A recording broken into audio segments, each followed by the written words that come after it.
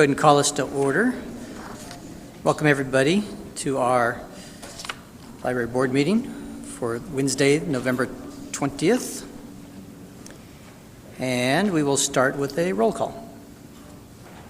Today is November 20th. The time is 4:38. Carla Gugliolo. Joanne Harris is absent. Josie Martinez. Andres Sanchez Muniz is absent. Marianne Valdez Hernandez. Here. Amanda Cardenas is absent.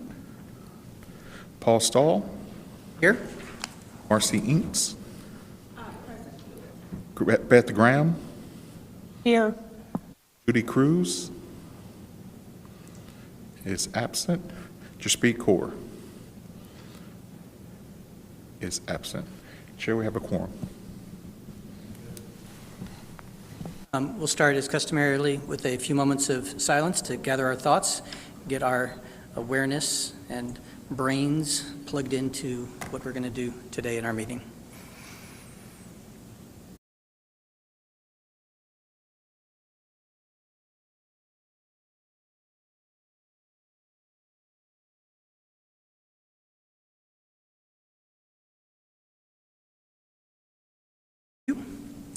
Move on to approval of the minutes.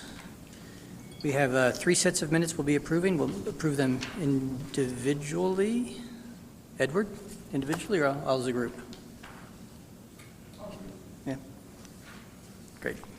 So we can have a motion and review, or review now and then make a motion. And they're in your packet, and we are also distributed in advance.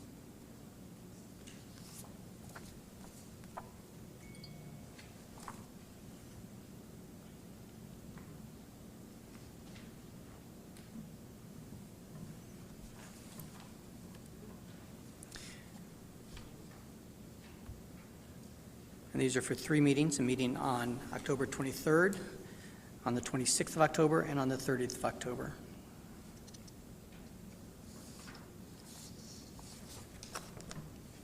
And we're voting on them all at once? Yes.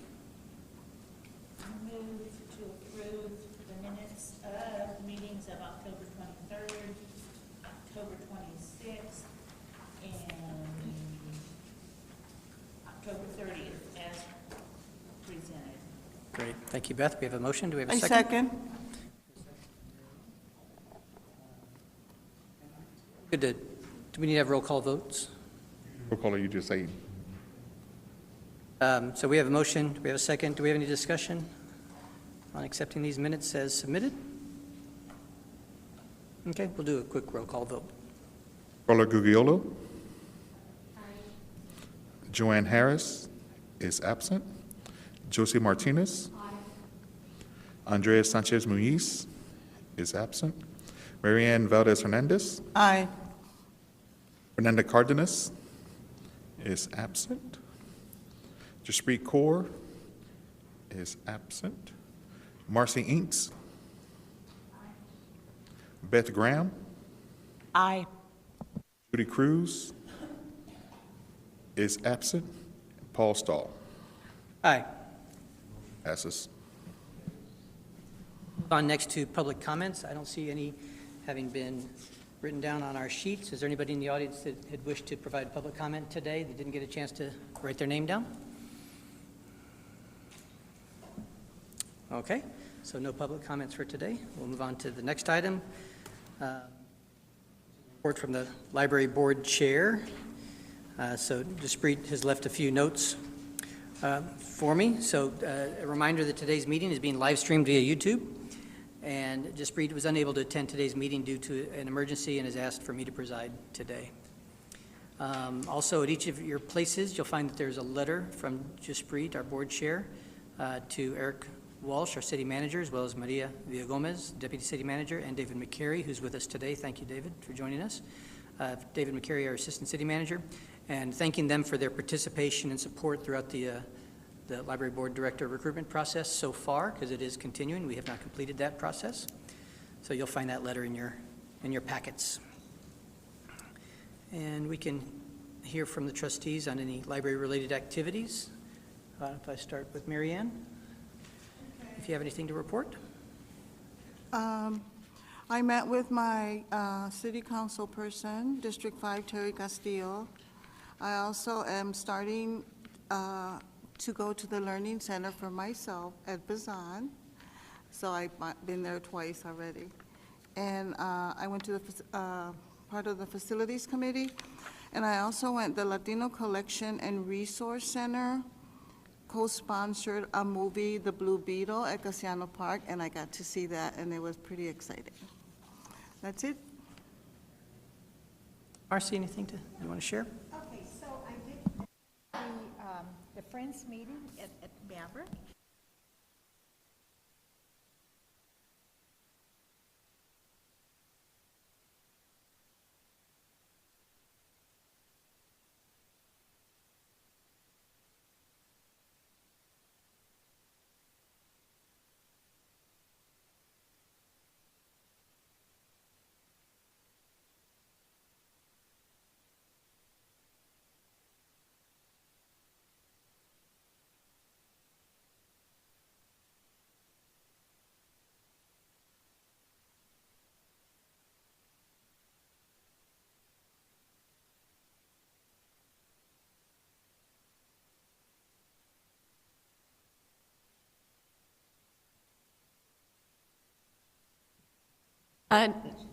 No, the board did not vote on that.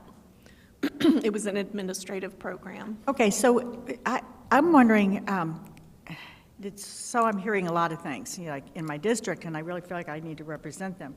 But the questions I have as part of is that how much does it cost to install them, maintain them, and replace them when the boys break them? And we're in such a tight budget, but and we're supposed to be making policy in here. And yet, I don't feel like I had any voice in this. Gotcha. So we're getting comments just of any updates you have, right? That would be an item that it's not on our agenda, so we're not able to address that. But how can we But ever what talk we about can it? Okay, because I'm getting flack, so I need to get some answers. I'll make sure you're clear. I'm addressing your comments. I but understand. Not able to discuss it as a policy matter for the board right now, since it's not on the agenda, but we will request that the staff give us an update at a future meeting so that we can be updated as to. Yeah, I really would like an update. Thank you. Marcy? Beth? I attended all of these meetings that we just saw the minutes of, as well as the Facilities Committee meeting, and the District 10 Harvest Festival held at Lady Bird Johnson Park on November 9th, which was fun. I was disappointed to see that Animal Care Services was the only city department that was represented, and it would have been really cool if we could have had a library presence there, but I understand that staff time and availability is limited. But if we could be more involved and out in the public that way, I think it would be very helpful. And then I also attended the District 10 Boards and Commissions meeting that Councilman White called this past Monday on the 18th. And I would like to say thank you very much to Edward for the excellent report that he prepared for me, the information that he gave me to give at that meeting.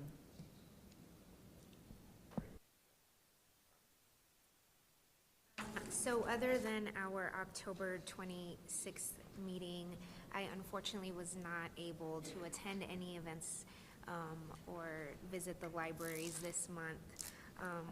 But December looks to be a slower month, so I'm excited to step foot back in one for sure.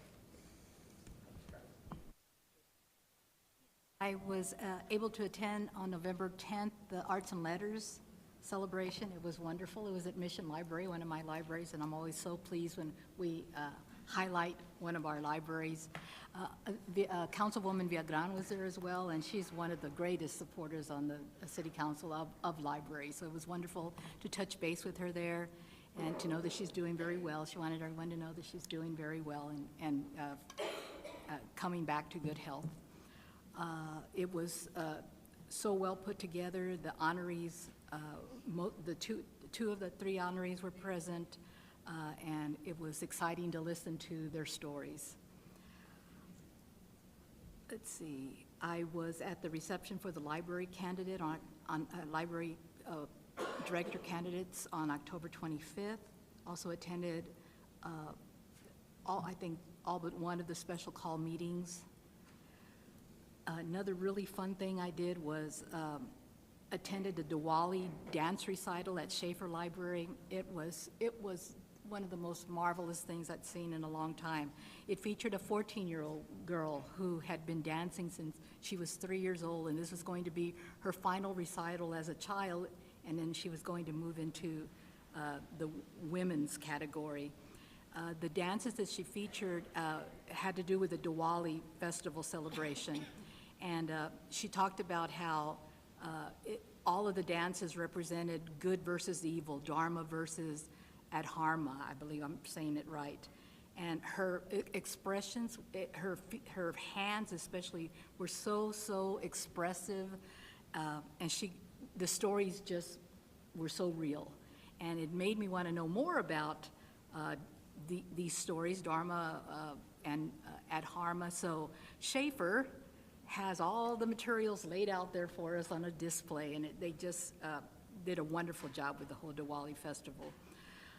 And then lastly, on November 17th, I was at the Friends of the San Antonio Public Library at Maverick, and I too hadn't been there in a long time, and it was really good to be back on that campus and see how lovely it is. And it was just buzzing with activity that morning.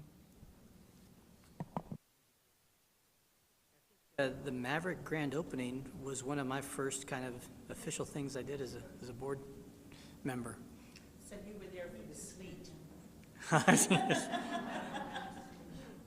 was like 80 degrees the day before and sleeted the day That was before. weird. I remember that. Judy, did you have anything you wanted to share with us? All the meetings, I was able to visit, I know we like to visit other libraries in other cities. I was able to visit 3 libraries in Mexico City, which was really interesting. One of them was painted the exact same color as this library, the enchilada red. It was a small little library in a park, and it was called Parque Mexico. Super cute. I was able to visit the larger library known as the Mega Library there. It supposedly is supposed to hold up to 2 million books, which they don't have yet, but it's remarkable to see. It's like an architecturally known library. It has a beautiful garden, and if you ever get the chance, it's like amazing when you walk in because you could see the steel shelves propelled up from the beginning to the end of the library. So it was really nice to see that and see what they offer. I was able to volunteer with my kids at District 1. They have a senior dinner every year, and so the foundation had actually donated some books there, so my daughter and I were able to help the seniors pick their books and for their grandchildren, and they mentioned they were having grandchildren visit for Thanksgiving, so it was a nice event. Yeah.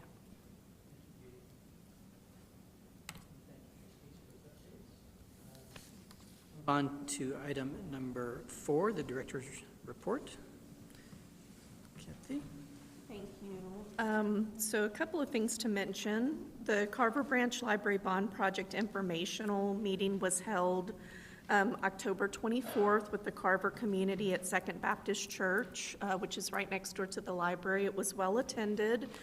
During the meeting, we presented to the community for their information and input the schematic design for the Carver Branch Library Bond Project, which is a 2022 project. That one's $12.5 million, so it really is going to be a major improvement to the branch library.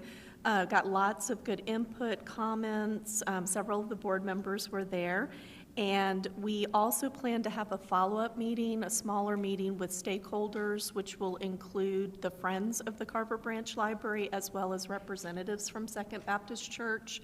they asked if we could have a meeting to just go over some of the finer details of the schematic design and give another opportunity to ask questions or give input. And then the idea is that if all goes well, we'll move the schematic design approval to this board in January, at your January meeting, which happens to be at the Carver Branch Library. So that'll be a good thing. And we'll make sure to get the word out about that design approval in case anyone wants to attend that meeting as well and give comment. I'm very happy to announce that the Johnston Branch Library will reopen on December 2nd. So very soon, the Johnston Branch Library will reopen after its big project. And of course, we will launch a comprehensive communication plan to make sure that the community's aware of the reopening. And a little bit later in the agenda, Interim Assistant Director Jessica Zurita will share some further details about that project and what was accomplished there. In your packet is a fiscal year 2024 accomplishments report. So this is something that we wanted to share with the board of the accomplishments against the strategic plan goals during the interim period. So this covers a period of time from February to September, the end of our fiscal year. Edward, can you hold up a copy of that report so folks know what it looks like? Okay. Gosh, I just delegated up to Paul Stahl. He's holding up a copy of the report. So it says at the top, fiscal year 2024 accomplishments report, and all of the different items are things that have been completed or made major progress during the fiscal year that relate to our 8 strategic plan goals. If anyone doesn't find that in your packet, just let us know and we'll be happy to provide a copy. And then also I have one key staff hire to announce. Mr. Daryl Glasscock has joined us at the library as our facilities manager. Welcome, Daryl. And Daryl is responsible for our facilities operations as well as security and safety for the library system. So it's an incredibly important position for us. Daryl's experience in facilities is incredibly extensive with 25 plus years, and he comes to us from Our Lady of the Lake. So we are very, very happy to have Daryl on board. And that concludes my report.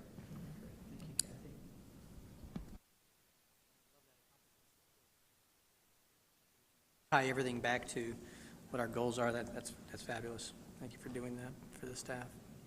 Move on to the next item, number 5, which is the budget report for October 2024. It's an information item only. Welcome, Gabby. I'm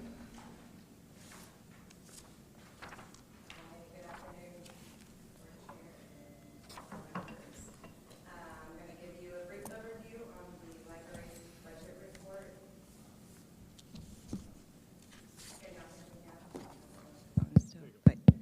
Okay. Could everybody hear me, or should I start over? Okay. So the report is in the green pages in your packet if you'd like to review it while I go over the overview. So this will be the first report for the city's fiscal year 2025. The library's total approved budget for 25 is $54.6 million, which is an increase of $1.1 million or 2% over fiscal year 24. The increase is mainly due to civilian compensation to include 1 training officer for the new Learn at SAPL at the Las Palmas Branch Library, and a slight increase in library resources. As of the end of October, 8% of the fiscal year had elapsed, and we were at 12% spent, including encumbrances, or 10% without them. And just as a brief overview, an encumbrance is when funds are set aside for to meet financial liability requirements. And an encumbrance, and although the funds are considered part of the account, they cannot be spent because they're held for a specific reason. Overall, we're slightly ahead of plan, and this is going to be mainly due to the annual payments that are made at the beginning of the fiscal year. So if you look in the contractual services category, Those encumbrances are mainly in building maintenance, and that covers elevators, escalators, automatic doors, landscaping, and irrigation services. And for the contractual services account, you'll see quite a large encumbrance there, and that's going to be for the public library services at the Pruitt Branch Library. We pay NEISD for public library services there at that location.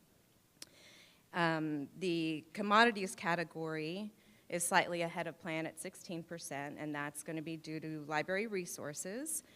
There's an encumbrance there for physical and digital books and materials, and we also pay for some library databases, annual amounts at the beginning of the fiscal year. The capital outlay category is underspent at 2%, and that can be explained by the longer planning and lead times for the purchases of furniture, fixture, equipment, and computer replacements.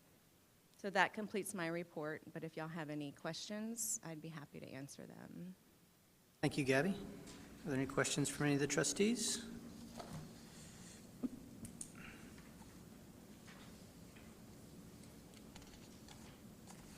Okay then, thank you very much, Gabby. Move on to item number 6. Report from the Executive Committee. The committee met on November 12th to set the agenda for today. Item 7 is a report from the Advocacy Committee. Judy, I believe y'all did not meet? We did not. Okay. A report from the Budget Committee, and Joanne's not here, but the Budget Committee did not meet this reporting period. Next, item 9 is a report from the Facilities Committee. The committee did meet on November 6th. Andrea can't be with us tonight, but the report will be delivered by Jessica.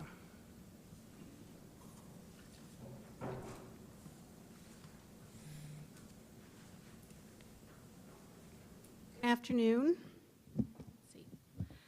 First, I'd like to just draw your attention to the yellow sheets in your packet. We are continuing to refine the construction report. You'll see some minor editing changes, so just drawing your attention to that formatting change for that report. The Facilities Committee did meet, and I will share with you some brief information regarding projects and initiatives underway and that were reported to the Facilities Committee. And so the first item is a debrief on the Carver Branch Library community meeting regarding the bond project. That meeting took place on October 24th at the Second Baptist Church, which is located just next door to the Carver Branch Library. So the proximity was very helpful for us. And that meeting was to discuss the schematic design for the Carver Branch Library and receive feedback from the community about that design. And this next slide just speaks to some of the takeaways from this, the community regarding that design. And I'll review that briefly for you, although it's here on the screen as well. So there was a strong desire to have historical context and recognition of local figures as part of the renovation for the branch library. There's also an interest to have some focus on arts and culture within the library. There's also very strong community connection at that library location. And so there was an interest to make sure that any design maintained and perhaps even enhanced that community connection. Additionally, there was strong interest, and it's very important to have interim service during the renovation. And so there was feedback about having an interim service location with a very close proximity to the Carver Branch Library. And lastly, there was expressed some opinions about having some other additional opportunities to engage the community regarding future meetings to make sure that we're capturing a wide net of community members for the project, because it is an important project for that for the District 2 community and our library. Taking away from that community meeting, we have some next steps. So the schematic design will be presented to the library board for consideration. That will, we have a second, as Kathy, interim director, explained previously, there is an additional stakeholder meeting that is planned for December with the Carver Branch Library Friends, as well as the Second Baptist Church. So we're going to have that second meeting with them. There's also going to be further discussions regarding the possibility of the Second Baptist Church serving as the interim location for the Carver Branch Library. And so we're going to continue to explore that possibility and see if that's something that we can achieve. Additionally, on the January 22nd board meeting is when the library board will be asked to consider the schematic design. And perfectly done is the meeting will take place at Carver. So you'll have the opportunity to be on site and have a good orientation of the building as it relates to the schematic design proposed. And so that is the update on Carver Branch Library. I'll pause for any questions. Have a quick, so the early December planned meeting, would that be where we'd, in advance of that meeting, try to cast a broader net to get other community members engaged to make sure we get their feedback? My understanding is that meeting is geared specifically for the Friends of the Carver Branch Library as specific stakeholders, as well as the Second Baptist Church community as a stakeholder. So it's a very intentional, focused meeting.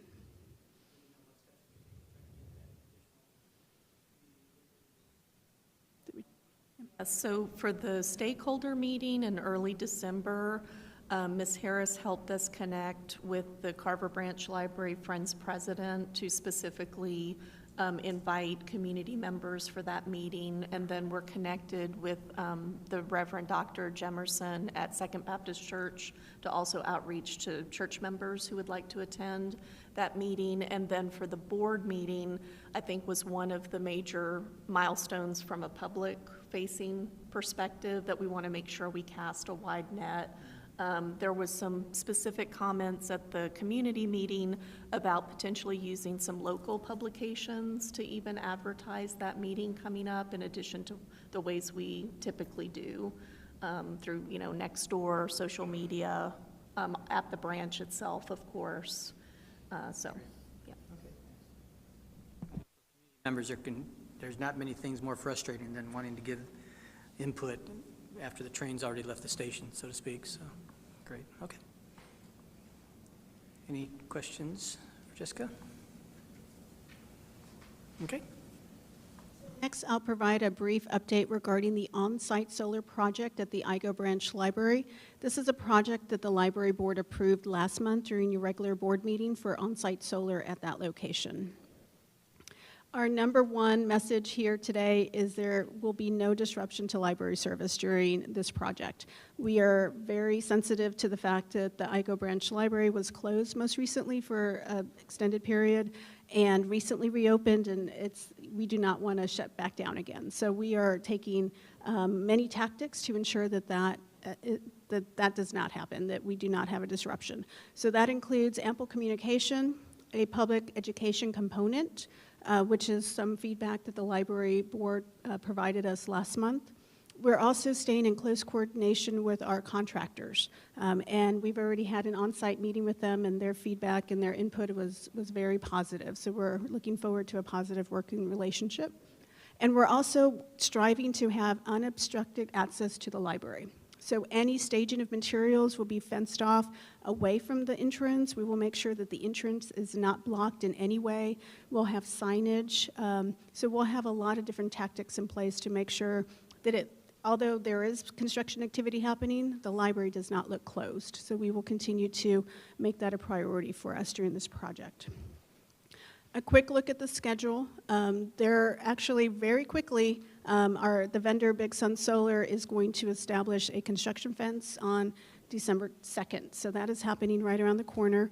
They're going to begin doing the installation of the canopy. There's going to be, first is going to be the canopy part that's in the parking lot, and then they're going to move to the rooftop solar, and then there's going to be completion of the project, and then a month later there's going to be what is called commissioning, which is where you make sure that all of the components and all the different parts that were supposed to work together come together and work. And if there's any troubleshooting that needs to happen, that'll happen at that point instead of contractors basically looking at each other. It'll be working together as a team to make sure that the project is complete and operational.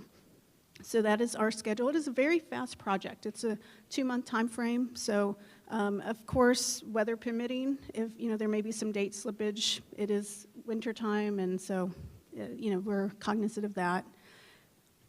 This is just a quick design schematic of the layout. As you can see, the green is where we are temporarily placing the pre-K 4SA pickup. Many library locations serve as bus depots for pre-K 4SA pickup and drop-off. And so the actual location of the project site is where the current pickup is. So we are moving them across the parking lot. It was very important for us to create a lot of distance between the project and the pickup site for the safety of the families and the children. And pre-K 4SA is working with us. We're going to have signage, so we'll make sure everybody's taken care of there.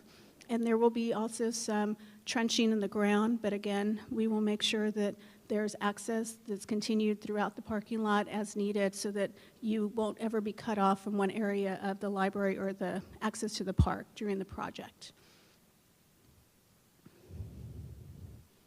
And this is an example of the solar install for across the street at PVSA. There are also photos that I will share with you via email that show the install at 2 recent projects. I apologize, I didn't have it here for you. And that's the on-site solar project update, if there are any questions. How long do we think the power shutdown will be? The contractors are estimating about 5 to 6 hours. They will be starting at 6 a.m. So to make sure, on a Tuesday, to make sure that there is no interruption of public service.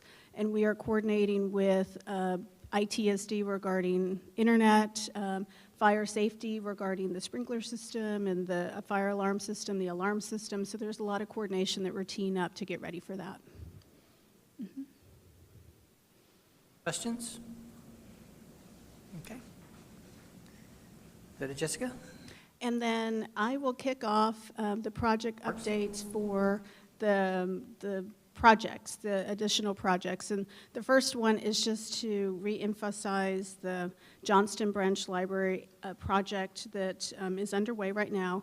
As Kathy mentioned, we are planning to reopen the branch December 2nd. It's a Monday. It's a very busy Monday as we're starting at IGO and opening at Johnston. This project was originally scheduled for a duration of 16 to 18 weeks.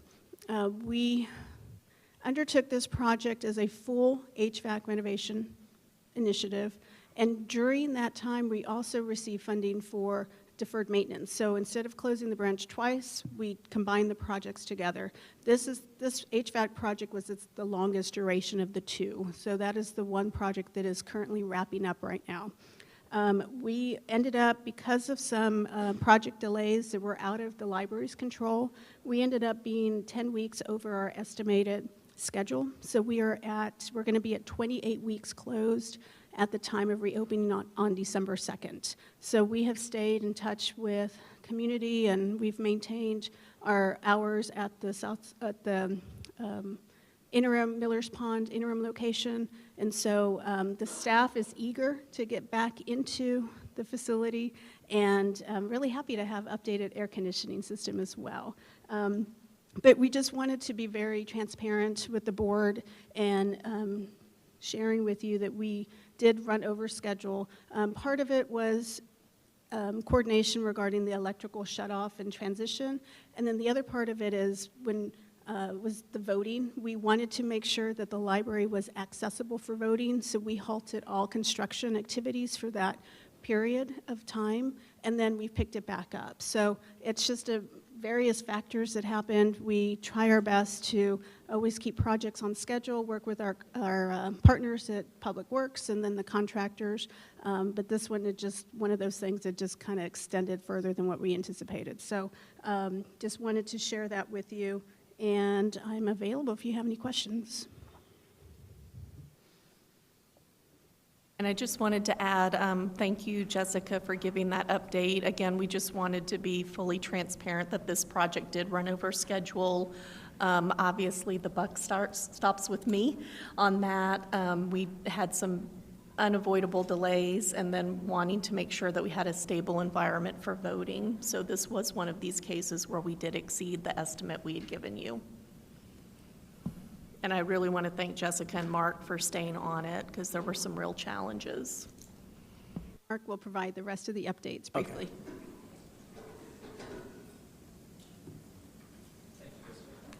Good afternoon, board members. So the SEMS Library Interior Renovation Project, that actually officially started on Monday when we closed the branch on November 18th. We had a roofing company out there putting roofing on, and we've got the painters out there and power washing people, and I believe they're starting on the bathrooms this week as well. So we are getting a lot of work done over there real fast. We're coordinating with the contractor very well on that, and we'll be giving updates on that as we move forward. We are expected to be open probably around mid-July, or mid-July, look at me, mid-January of 25. So we are expecting a 6 to 8 week closure on this one, so it should be a fairly quick one because we've got all the stuff that we're doing is pretty tight, so there's not a lot of lead items, and fingers crossed nothing can go wrong. Which one? Oh, there we go. The next project will be the Las Palmas Branch Library. This is a bond project that's being managed by Public Works. This is moving through. They've started phase 2 construction back in September. That's continuing. As you can see, we've got a lot of scope that's involved in this project. And we are planning on, again, much like the Johnston project, we combined 2 bond projects on this to only have 1 closure, but it is a rather extended closure. Here's a couple of current pictures. These were out last week, I believe. So we've got some trenching going on in the front. As you can see there, they have to put a whole new foundation system in for that front room, which is one of the reasons the costs are so much, because the poles or the existing structure wasn't enough to sustain. So they're shoring all that up and moving forward on that. Next project is Central Library Texana Bond Project. That also is being managed by Public Works. They are up on the 6th floor here at Central. Very, very busy up there. We've actually had to move some additional staff out of the area this week so they can continue moving forward with their construction. Thank you very much, communications team, for picking up and moving for us like that. This project is rolling along. Like I say, we've got some pictures here that we can actually start seeing some spaces. We've got the Collaborate space on the right-hand side there, and then the flexible classroom space is starting to take shape on the right. And then we've got the vault. Actually, the picture that you can see on the left there with the vault, that's no longer possible because that wall is now built, so the entire vault is now enclosed, so they can start going crazy on getting that area finished up. And then we've got the new staff space on the right side. You can see that is a much larger area, so they're going to have, they've got some additional staff members, and they'll have more space to do the work that they need to work in there. And that's it for my report, unless there's any other questions from the construction report or anything else that I could help answer. Mark, any questions for Mark from the trustees? This is slightly off topic, but I just wanted to add that I also went to the Arts and Letters Awards and saw the work that's been done on the World Heritage Center, and it's absolutely beautiful, and it really complements the Mission Branch Library. That's going to be a gorgeous campus, I think. And we have got the intention of we're going to make sure we spruce up the Mission campus for the grand opening of that space. So both of them work very well together. Yes. So thank you.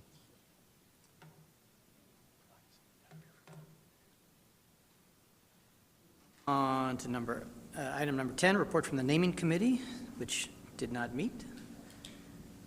Item 11, report from the ad hoc board policy committee. We did not meet. Report from the ad hoc ILA committee, and the committee did meet on November 12th, and Kathy will provide an update. So we did have a meeting previously, but since that meeting occurred, we've actually got a new update, which I'm very excited to share.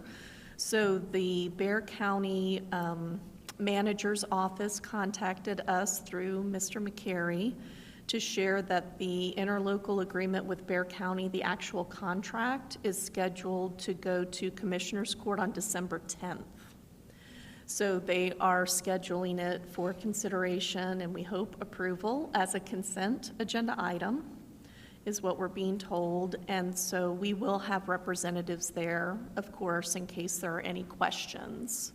But that was very welcome news that the contract is going to be on the December 10th. Yes, ma'am. Great.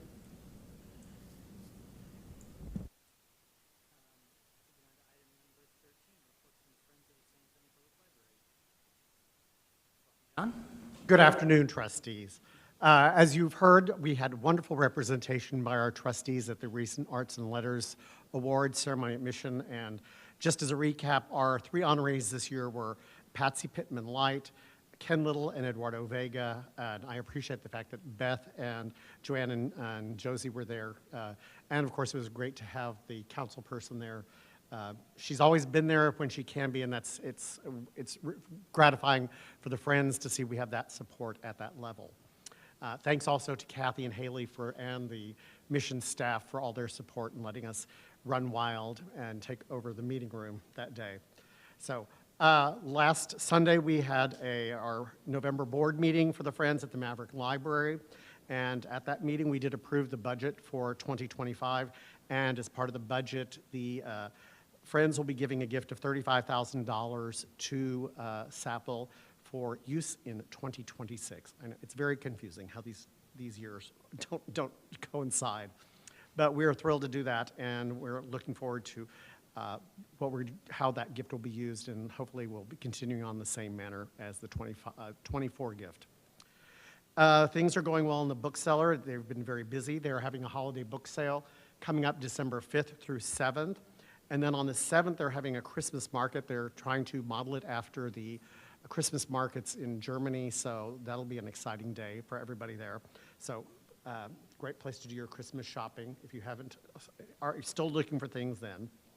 Our membership campaign is currently underway, so don't forget to renew your membership prior to January 1st. And last is our annual meeting is set for Saturday, January 25th in 2025. And at that point, we'll be electing our new board, our new officers and new board members. So that's what's going on with the Friends. Any questions? John? Thank you all. On to item number 14, a report from the San Antonio Public Library Foundation. Welcome, Amy. Thought it was deja vu with you back there at the So last month gave you tons of numbers and talked all about funds. We are, for the remainder of the year, just cleaning up the requests that we have out. A couple of the ones that we do have outstanding are the one that I discussed last month. We still have no movement on that one, which will be a total of about $200,000. And then we're working with a donor to potentially purchase one of the art pieces that's on loan here at Central, and then some other things that relate to art at Central. And then we have also started reaching out to folks about Carver, because we know that's coming, and sometimes the foundation, specifically the foundation funding schedules, take quite a long time. Some of the lead times are up to 12 months. So we've already started reaching out to folks and gauging their level of interest. We have 7 funders that are very, very interested. So we have 2 that are interested in the tween area. We have 2 that are interested in the children's area, 1 in the Learn Center, 1 in outdoor spaces. We don't even have any kind of information about that, but they said, oh, that's really what we're into right now. So we'll have to see what we can come up with for them. So we do have a lot of folks that are interested. We have reached out to businesses in the local area, gotten a lot of, yeah, we really don't do that sort of thing. But we are super excited to get going on that, and as soon as the process has been the process, we are ready to go and start fundraising. Are there any questions? Nope. Okay, thank you. Very much, Amy. Moving to item number 15, a staff report on the strategy focusing on community and staff engagement for the improving safety at the San Antonio Public Central Library through needs assessment. It's a study by UTSA School of Social Work, and Haley's going to give an update or introduce the item. Good afternoon, Board. I'm going to start by a quick recap of the project for you as a reminder, and then I'll invite our UTSA colleagues to come up to discuss progress that we've made on the project and our next steps in the process. So just as a reminder, this is a collaboration between UTSA and SAPL, and we were brought together through the COSA Office of Innovation. The project officially kicked off on September 20th of this year, and you received a presentation on September 25th. Our timeline remains from September of this year through May of next year, and the project will be completed in 2 phases. Just again, a little reminder about who's on the project team. So we have several folks from UTSA, an individual consultant from UT Austin, numerous individuals from our SAPL team, including folks who work at the Central Library, as well as someone from the Integrated Community Safety Office with COSA as well. This project is being completed in 2 phases. So the first phase is the evaluation of the Central Library SAPD pilot. And then the second phase will be to explore approaches to safety at the Central Library. So the project is focused on Central, but the hope is that we might come up with some recommendations that could be applicable to the rest of the system. But the project is about Central. And the timeline, again, as stated before, is there. And the goal is to bring recommendations to you all in the summer of 2025 based on the findings. The overall project goals are to create evidence of safety needs at the Central Library, to evaluate the extent to which the pilot accomplished the intended outcomes, and then to engage staff, patrons, and the public in the process of understanding what the issue is, and then to identify potential solutions. So that's the exciting part that UTSA is going to talk about tonight. And then we want to document findings for use by library administration in making policy recommendations to the board. So next, I'm going to invite Drs. Todich and Johnson up to talk about the specific methodology that they're going to use and details of how community and staff are going to be engaged in the process in the near future.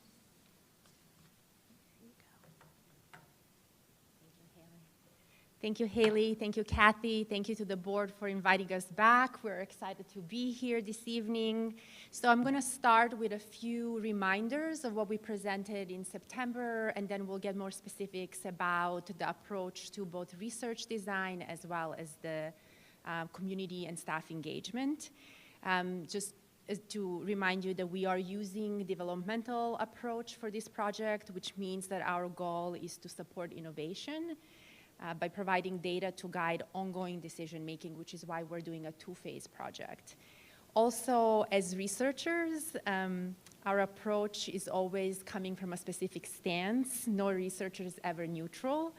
And for us, it's important to be transparent and accountable for that. We will continue to remind you of the approach that we're using for this project, and want to remind you tonight that we are coming from a perspective of social work, public health, and transformative justice, and that to us that means that we see violence as a public health issue that is influenced by factors at an individual, community, and structural levels, and that to address violence we have to understand the root causes, that those impacted by violence must have a central role in how we shape solutions to address violence. Also, one of the things that we're actually really excited about is that we think that this aligns very closely with the San Antonio Public Library's mission, which is to change lives through the transformative power of information, imagination, and ideas. And to be honest with you, that's one of the reasons why we were excited to actually take on this research project and partner with the library.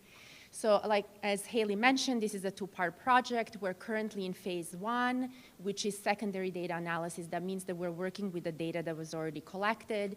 And in phase 2, we will move into new data collection.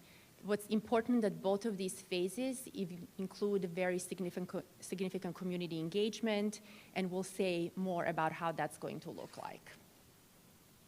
Before I jump into the original design, I also want to acknowledge something that we did as a result of our conversation with you in September. We originally planned to conduct a broad literature review to understand what other libraries are doing in response to security and safety. But after the feedback that you provided us in September and in consultation with our amazing library colleagues, we actually decided to add a survey of the 15 peer libraries across the country to understand following things that I think can be very helpful for us. So we will be asking them about their traditional safety and security approaches, but also any innovative measures such as social services and programming that they're doing to increase safety in their library.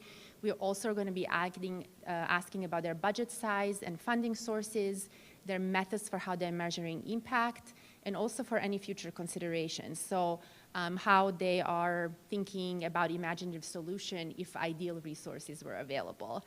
So this additional survey will allow us to gather insight both into current practices, but also aspirational ideas. And we think that this really closely connects to our original plan, which is to understand where the literature is. So we're really grateful for the dialogue we had with you in September and the feedback that you provided. Next slide. So I want to just remind you when we say secondary data analysis, what we're looking at. So that is the data that has already been collected during the pilot. That means that we're looking at the pilot survey data, which our library colleagues collected. That data was collected from the staff at the midpoint of the pilot and at the end of the pilot. We're also looking at incident reports both from the San Antonio Police Department as well as the library to understand the nature of the incidents that resulted in the pilot. We're also looking at 911 and 311 data from the 600 Soledad address, which is here. And also, finally, we are analyzing all of the public feedback, which was provided through comments and insights from the community regarding the pilot, both submitted ahead of the board meetings as well as presented to you live. So all of that we consider secondary data analysis. Moving into the community engagement. So one of the things that we see ourselves as people who will compile that data, organize that data, analyze data, that it's very important that we actually collectively interpret what is the meaning of that data and to ask questions about that. So we are very excited that finally we have all of the sessions scheduled. We have 2 sessions with the staff, both online and virtually, including private office hours for staff that might not feel comfortable sharing their reactions in a public setting. We're also organizing 2 community engaged sessions, one on a weekend and one in the evenings. And these sessions, as I mentioned, are our approach to collaboratively interpreting the data, ensuring that staff and community voices are central to the process, which will be also documented and included in the final report. So I just want to tell you a little bit about how we envision these sessions, and then Ian will say more details about phase 2, and then we can answer your questions. So for the staff sessions, each staff session will be 1 hour long, but materials will be sent in advance to help them prepare for these sessions. And then, as I mentioned, there will be office hours for those who feel more comfortable sharing their insights and feedback individually. For the community, we will be using something that is called the World Cafe approach. And that means that the community will be invited into a structured process for knowledge sharing, where small groups discuss a topic at separate tables, similar to a cafe setting. The format ensures everyone has the opportunity to speak while allowing for an informal and engaging discussion. We're also super excited there will be a graphic note taker present at both the staff and community sessions, which will help us disseminate the process with a broader audience.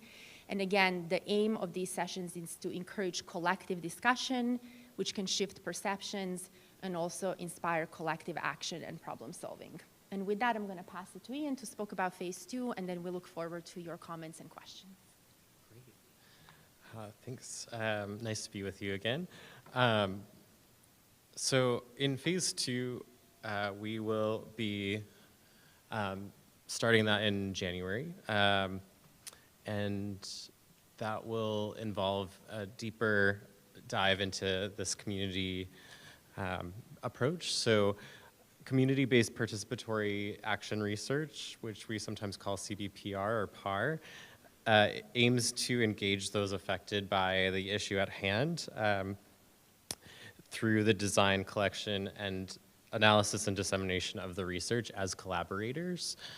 And we do this in response to the needs of the project. So CBPR as method is action-oriented, solutions-focused, and attentive to the research process as a potential strategy for reducing tension and polarization.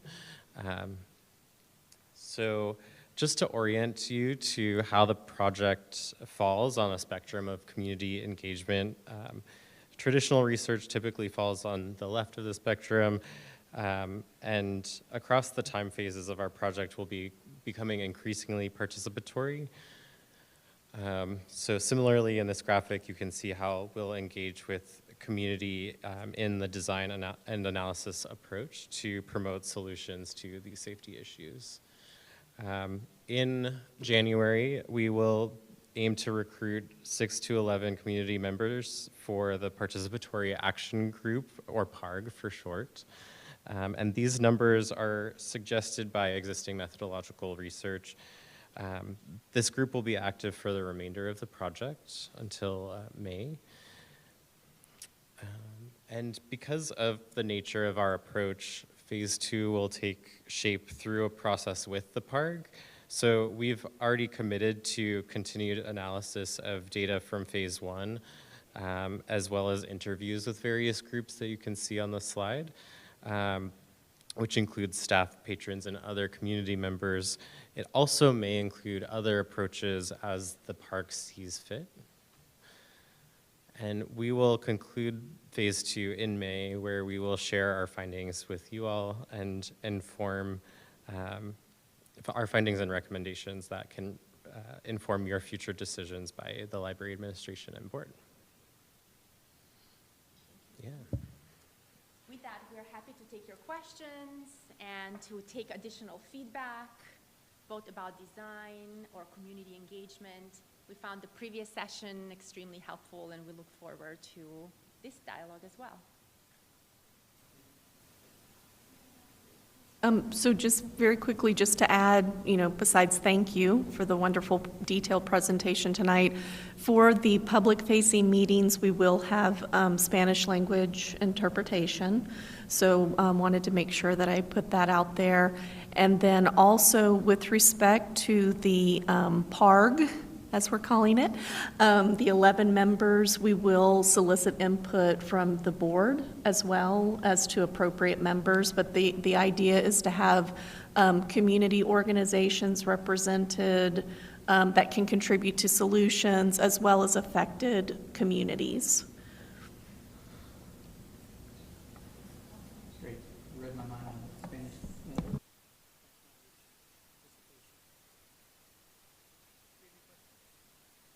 How will we be publicizing the World Cafes to be sure that we get good attendance at those? Question. Yes, great question. Actually, we are in the process of finalizing a invitation, a flyer, which we will be, as soon as our colleagues approve it, we hope tomorrow, we will begin broadly sharing that, both by using the library's communication channels, but also we have compiled a list of everybody who had spoke at the board and provided their contact information, also organizations who may have stake in understanding what's happening, but also in problem solving, including the neighbors around, people who are working with unhoused individuals, organizations who are also working with issues related to substance use, mental illness.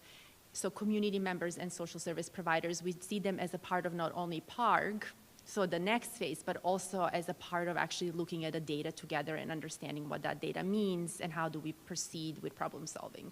So we wanted to ensure that we have at least 2 weeks of time to advertise broadly. Our amazing GRA David Leija, who is here, is also going to do a follow-up with individual organizations that we would really like represented to ensure that they have received communication, that they're aware of the times, and they're working with their members and their stakeholders in mobilizing them to attend the meetings. So we very much want to see high attendance because that will increase the findings and the trustworthiness of findings. We are also really excited about the note-taking session because that's another way of then sharing and further soliciting reactions to what happened at those meetings for those who didn't attend.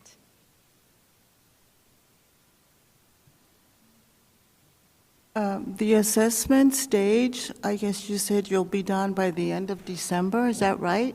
So how is that going? Have our initial session with the library staff on Monday. We will bring all of our preliminary findings to them. We will get some feedback about that data presentation, any additional questions that they have. We will revise what's needed, and we are ready to present the findings to the library staff, which is on December 4th. You think you will be done by the end of December? What we've done is with presenting the preliminary findings and soliciting the data from all of these multiple stakeholders, we will have a draft report to share with everyone, but we anticipate that that will be receiving feedback from all of you and may require some revisions. But our commitment is to actually have that initial draft prepared to share because we think it's an essential part of beginning. So it's going as it's going well as you expected. We're actually very excited about it. It's going very well. There's a lot of data to look at, but also we've been thinking a lot about this. I mean, we started preparing for this project way before it was approved, so we didn't just start in September. We actually have been thinking about research questions, data collection, and all different aspects of this project way before it was prepared. It is a lot of data. It is. Mm-hmm. It is a lot of data. And we also anticipate that what we think is important to look, that we may get some feedback back that says we want to see another level of the data analysis. We may be able to do that or not. As you can imagine, what's hard about program evaluation when we didn't design it is that we're working with secondary data. So the research questions may not be answered exactly the way we would as it will be in phase 2, because that process we have entire control over. But we're doing the best we can to work with the data that's collected to get as close to answering the questions as we can. Yeah, but great question, and I appreciate that. Is it realistic? We are trying to make it as realistic as possible. I'm just curious, in your preliminary review of the literature, are you finding comparable information based, that can relate to our system?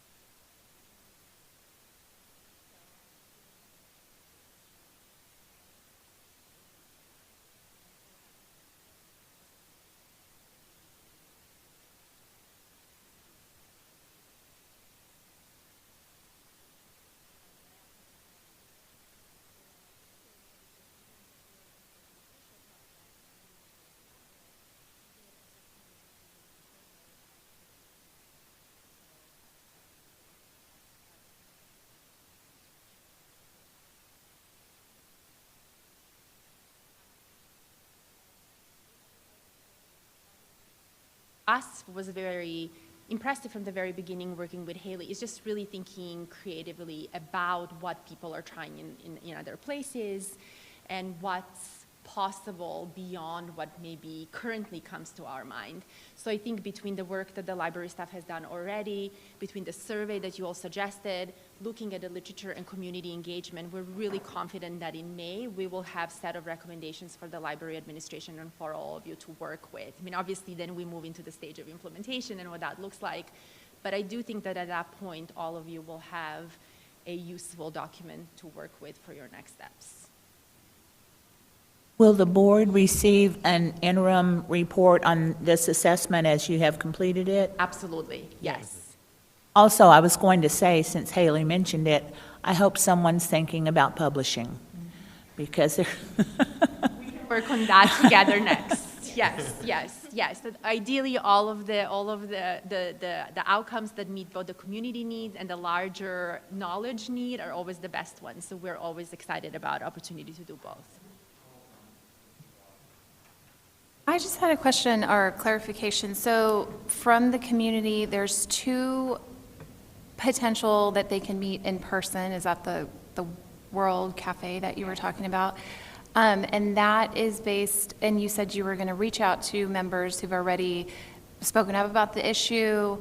And then other patrons that come to the library, how are you going to do that?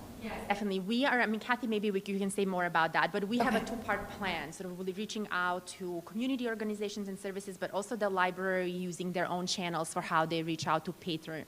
Okay. So it's a double approach, yes.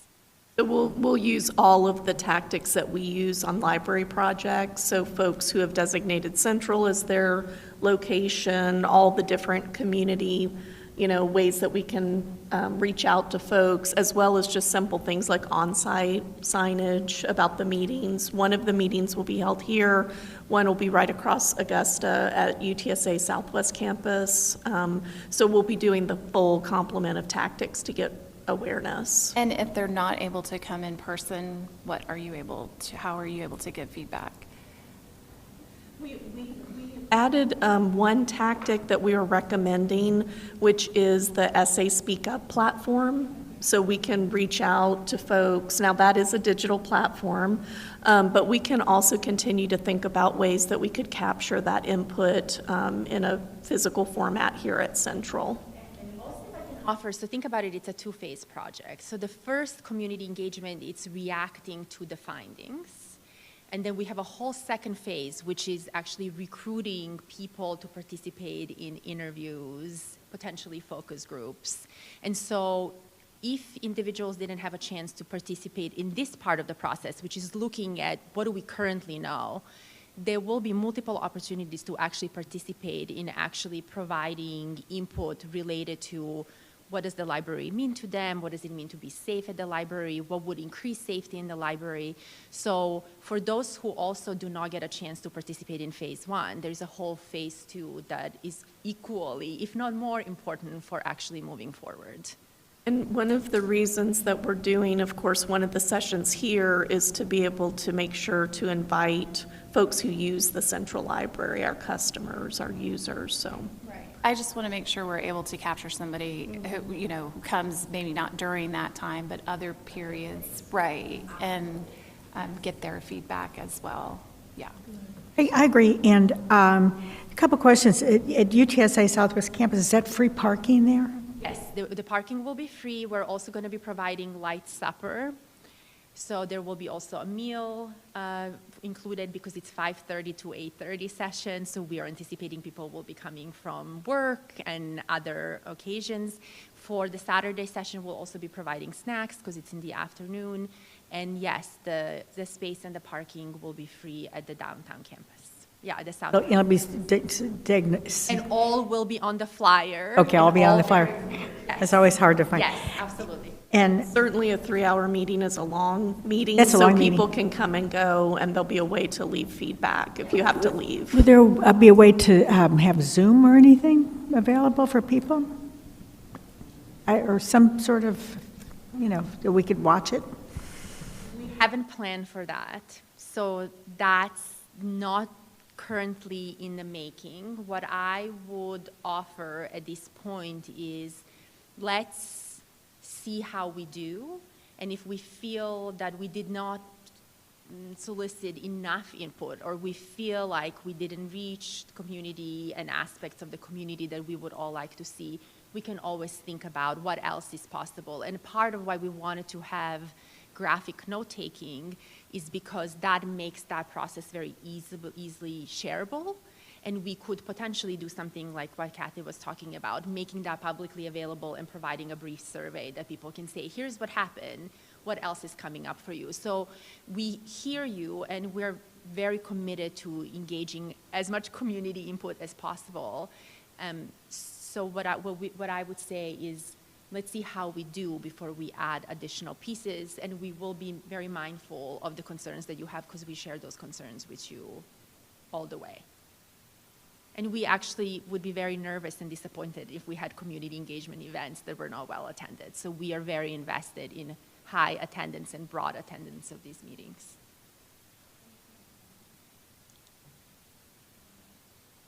I just wanted, okay, so all the people that come in, the library people and that use the library and community people that use the library that sign up when it was a hot issue about security, all those people are going to be reached by flyers or when they sign up, or do they know the process?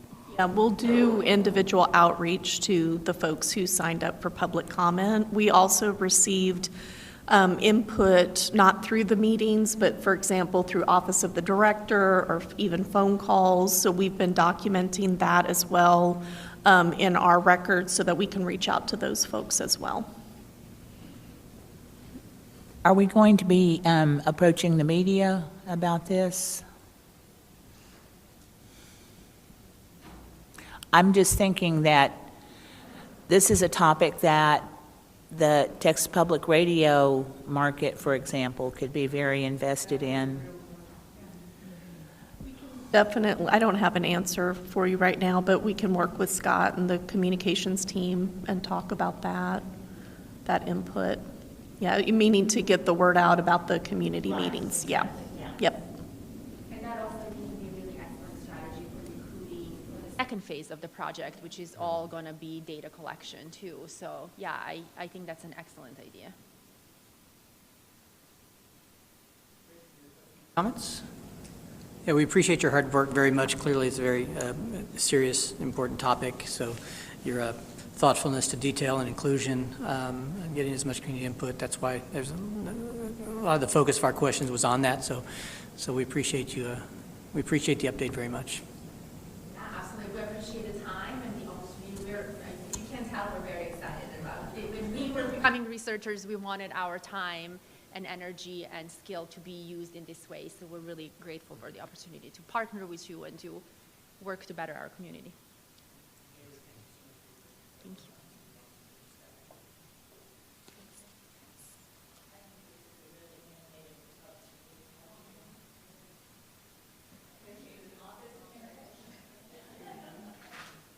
I have to just share one personal comment. So in my degree program to get the Masters of Library and Information Science, there was such a deficit of published peer research about public libraries versus academic libraries. Sorry, academic libraries.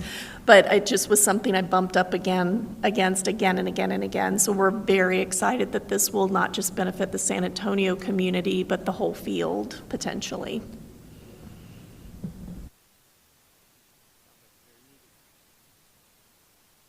Great, we'll move on to our final item, item number 16, to review and consider approval of the art donation called The Contradictions of Memory by artist Danville Chadbourne. It's an action item.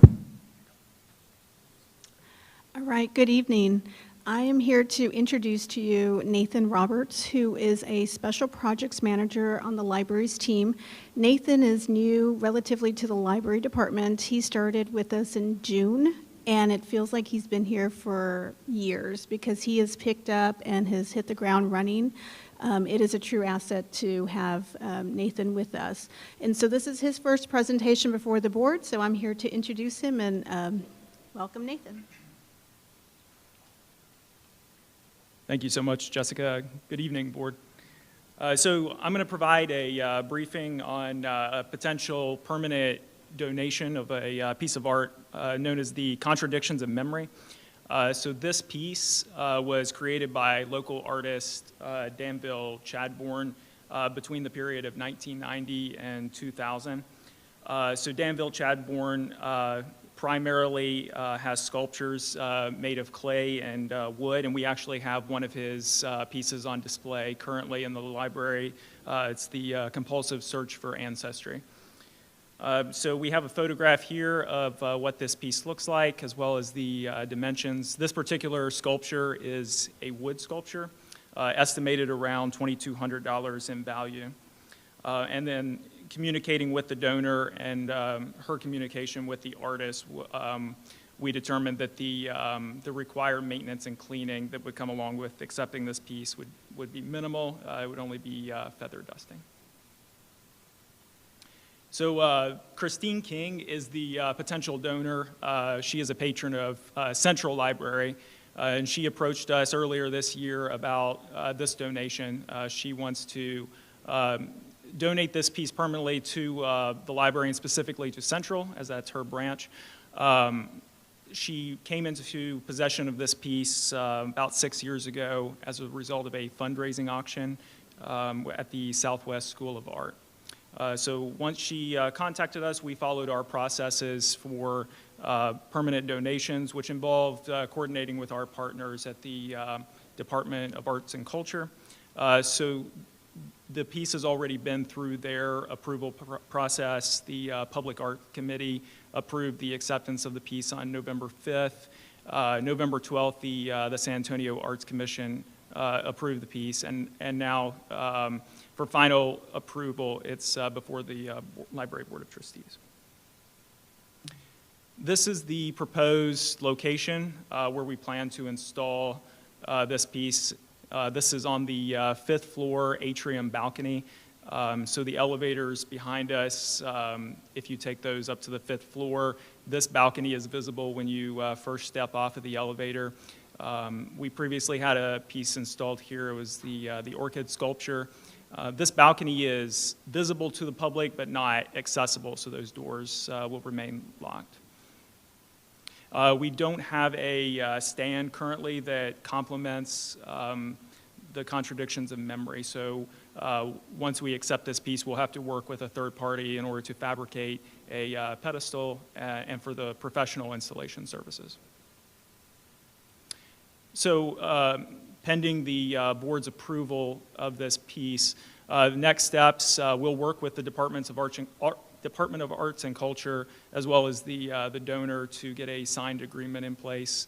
And then the Arts Department will also assist us in adding this to the city's inventory of art. As I mentioned, we will have to fabricate a pedestal and work with a third-party vendor on the professional installation on the 5th floor balcony. And then we would also complement it with interpretive signage that mentions the donor as well. Pending your questions, this concludes my brief. Do you know, is this usually the case for other pieces in the library, and how many have been donated this way? Do you know? Yes, if it's a permanent donation, this is the usual process, and many of the art pieces you see in the Central Library, and we have some at other locations, were donated pieces. It just depends on the art piece, whether it was donated to the library and the city, or if it's retained ownership by the other party, and it's on long-term loan. Yeah. So like, for example, the Chihuly is owned by the library. The Amato Days sculpture, which is the kind of teardrop shapes in the window as you come in the blue room of Central, that's on loan, on long-term loan.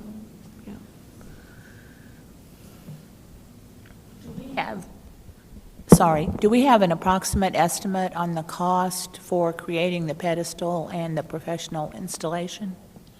There's a few potential vendors that we can work with. Based on some initial quotes that I got, it will be under $1,500 for both of those. And that is a part of what we're hopeful to have included in the art donation that Amy mentioned earlier in the meeting.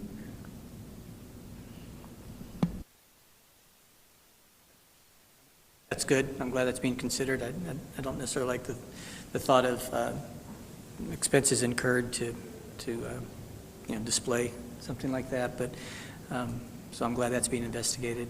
Also, I'm glad to see that it's being placed behind those doors, because it's not that large of a piece. It looks rather fragile, so I'm glad it's not in the children's section. That's good. Great. Anybody else have any questions? Yeah, is there any description of what each one of the, I know it's contradictions of memory, but I'm just wondering what the artists, does they have a description of which one, the symbols, what they represent? That's not information that I have currently, but it's something that we can reach out to the artist and get that. So maybe it can go along with the display as a description of the piece. Any kind of I'm sorry if I missed this, any kind of a ceremony once it's going to be displayed, or?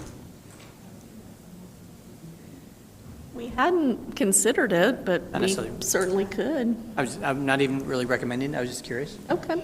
I was thinking that could be a way to connect Marcy with the artist to ask her questions. We will take that under advisement, sir. Okay.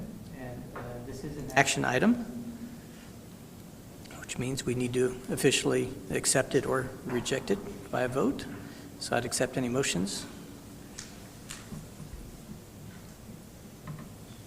I move that the board accept donation of the artist's piece, Contradictions of Memory, as presented by library staff.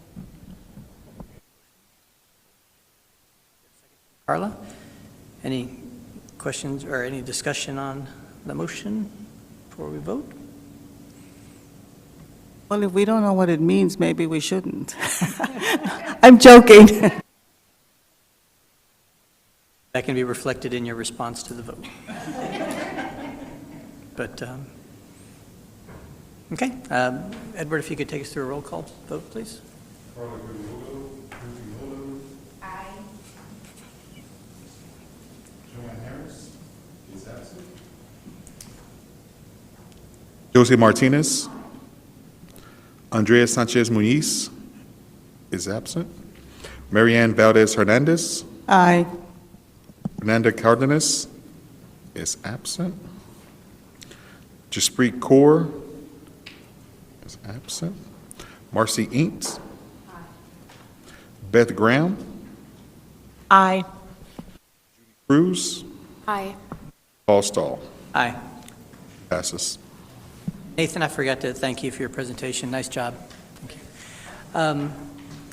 Very well, that concludes our items. There was a final comment I wanted to make from Jaspreet, basically thanking Kathy and the staff for this year. It's been a challenging year. They've put in a lot of hard work. There's been lots of difficult items that have come up. There's been challenges with the delays in construction. There's been this item that we're conducting right now with UTSA, certainly the director's search, but really just want to say thank you to Kathy, you and the rest of the staff for a great year.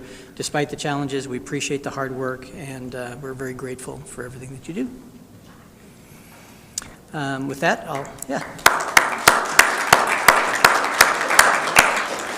And with that, I'll entertain a motion so we can get next door. A motion to adjourn. We don't really have to have a motion to adjourn, but I'm going to bang this anyway. We're adjourned. Thank you all. Okay.